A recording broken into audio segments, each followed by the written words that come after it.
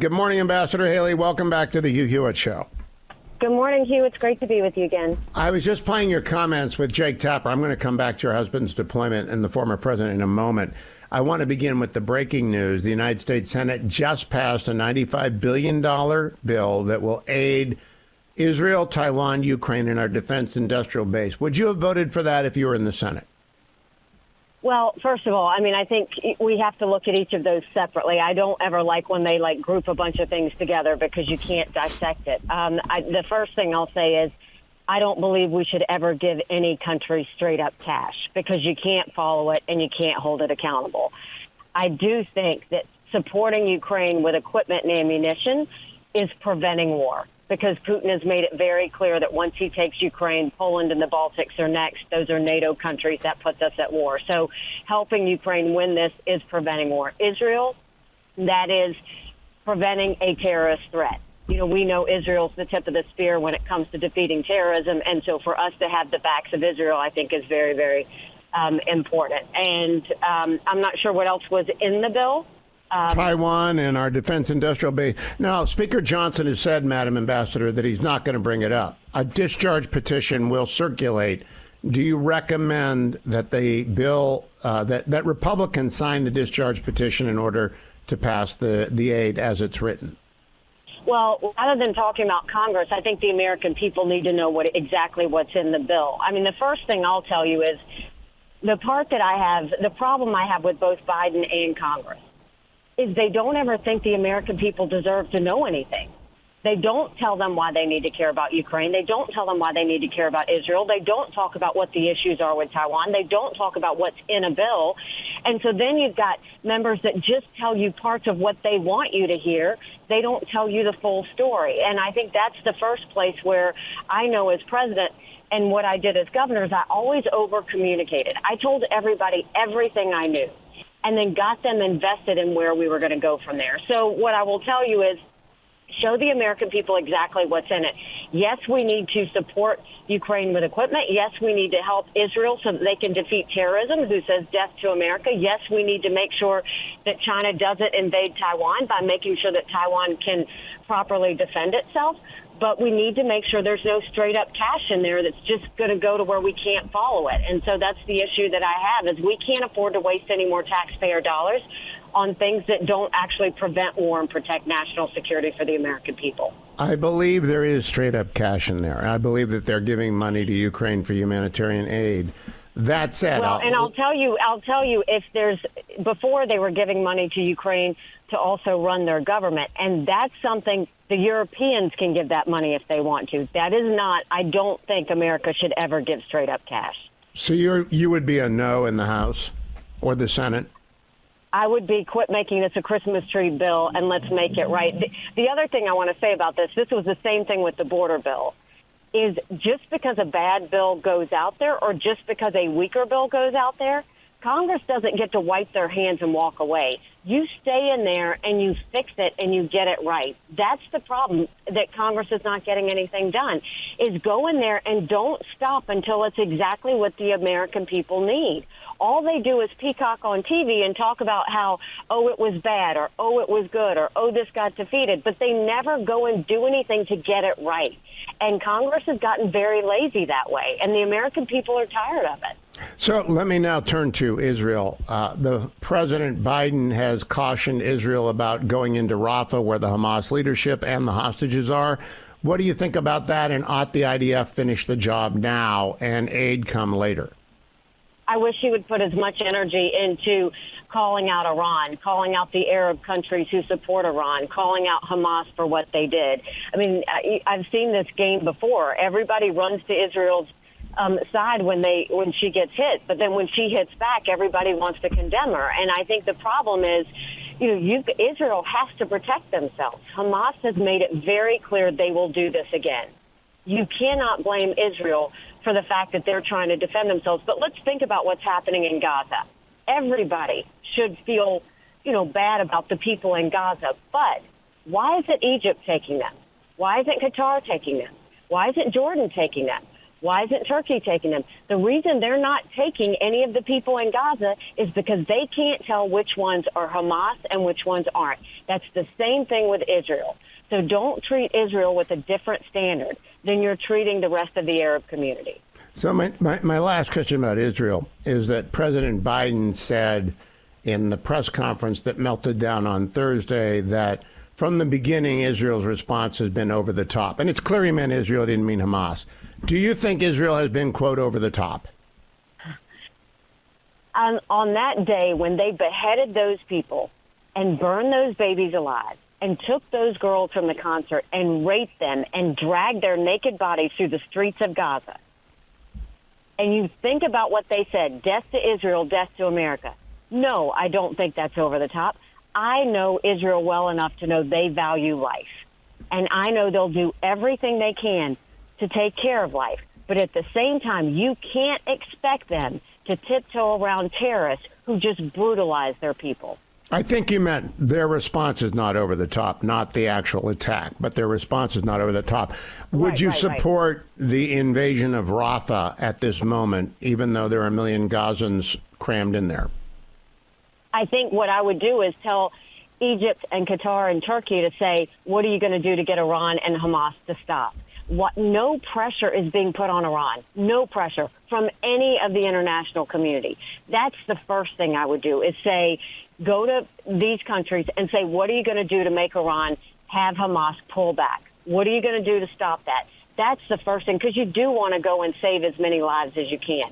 But if that doesn't work, then that's on the Arab community. That's not on Israel. And we've got to make sure that we eliminate Hamas very clearly, because it's not just Israel that's in danger. It's America that's in danger. And we've got to do whatever it takes to protect our allies and protect ourselves. We're going to take a short break, but you mean going by eliminating Hamas, that includes Hamas in Rafah, correct, Madam Ambassador? Yes, yes. Okay. Ambassador, I have written a piece for Fox News this morning saying Joe Biden should simply resign. He is not competent. He's infirm, and I've known that for a long time, but now the Her report has persuaded me he's impaired.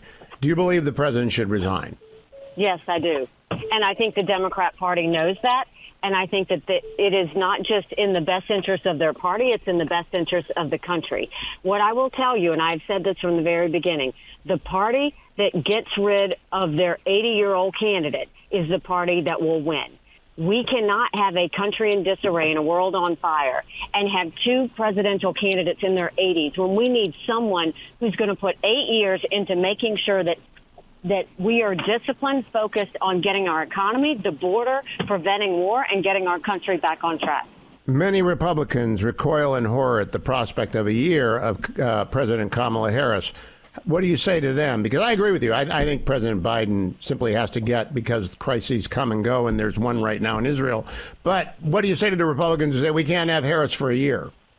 Well, I can tell you that we are going to have a president of the United States, a female president of the United States. It will either be me or it will be Kamala Harris. Because if Donald Trump runs, you have seen in multiple polls, he cannot win a general election. There was a Marquette poll just 2 days ago in Wisconsin. He does not defeat Joe Biden. I defeat Joe Biden in Wisconsin by 15 points. Look at all the other swing states. But not only that, Hugh, look at the fact Donald Trump lost in 2018. He lost in 2020. He lost in 2022. But look at last week. He loses his case on immunity, so now he's going to be Citizen Trump. We lose the bill on censoring Mayorkas. We lose the bill on Israel. The RNC chair loses her job. The RNC is broke. And Trump has spent $50 million of campaign contributions on his personal court cases. You can't win a general election like that. There's no way. Okay. And we can't afford a Kamala Harris. That should send a chill up everybody's spine. But I want to move on to what the president said about your husband. But one more question. If Biden resigns, and you and I agree he should, that means Kamala Harris for a year. Can we do that? I mean, can she handle it for a year, do you think? At least, she's all there, but she's not very competent. No, I don't think Kamala Harris can handle it, but I don't know that she's any worse or better than Joe Biden. I mean, right now, you look at the leadership there, it's terrible no matter what you do. But the idea that Russia, China, and Iran can see that we have a, mentally diminished president is a threat to all Americans. Because right now what keeps me up at night is what happens between now and Election Day. Did you think Mr. Herr was out of line when he said an elderly man with memory problems? I mean, look, I think that we have to always make sure that none of our agencies are political, and that's why they all need to be cleared out. But you look at Joe Biden from 2 years ago, and you look at Joe Biden now, he's not wrong. I mean, look at the press conference Joe Biden gave after that. He was angry. He was, lashing out. But what happened? He gets countries confused. We see it in a press conference. We see when they have to go grab his hand and help him off stage. It is not a good look for America, and it's terrifying for me knowing Russia, China, and Iran know we're at our weakest point. And when America is weak, when America is distracted, the world is less safe. And right now we are watching that with the wars happening all over. Ambassador Haley, I played your conversation with Jake Tapper last night, so we know what you think. The audience knows what you think about the president's attack on your husband who is deployed. Did the former president, ever meet your husband while you were the ambassador to the UN? Does he know that he's in the Army? Yes, he knows he's in the Army. Yes, he knows that he's deployed. He knew he was deployed when he said that. He's met him on multiple occasions. I mean, look, this is not a place for me or Michael to take this personally, because in politics, I think that's what's wrong with politics. We see it with Donald Trump. We see it with Joe Biden. Everything is about them, and they take it personally. What bothers me is this is about every military man and woman out there. This is about every military family who sacrifices and knows what it's like to have their loved one deployed. And this is about a pattern of Donald Trump. I mean, he has said this before, where he calls military members suckers or losers. We know that when he was at Arlington Cemetery, he said, what was in it for them? He has never even been close to a military uniform. And for him to go and mock my husband or any of our men and women in the military, it shows how disconnected he is from the sacrifice and what these men and women do every day, not because they care for themselves, not because they do it for fun, but because they know that freedom isn't free, and they're willing to shed blood for it. And the idea that he'll go and make light of something like this is exactly the reason we continue to have problems with him. When he leaves the teleprompter, he is unhinged. And everybody can say whatever they want to say in terms of, oh, he was a great president. An unhinged president is an unsafe president. And if you'll go talk about those men and women who serve us, you don't deserve to be president. And He's never so much as been in harm's way, except for when he's in a golf cart in danger of getting hit by a golf ball. That's it. I mean, he's never once. He supposedly had bone spurs, and that's why he didn't go and serve. It's inexcusable, it's disgusting, and it's uncalled for. Last question, Madam Ambassador. Michigan comes after South Carolina. The polls show you're behind in South Carolina. I don't know if you're closing. Where are you in Michigan vis-a-vis Donald Trump?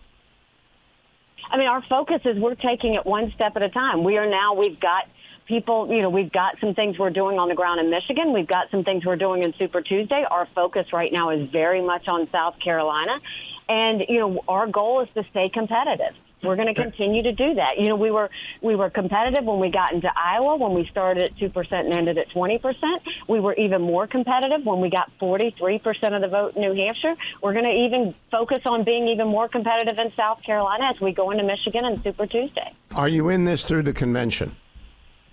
I'm going to continue to go through Super Tuesday because I think that we don't do coronations. I think, you look at the fact that Trump came out and said anybody that supports her is permanently barred from MAGA.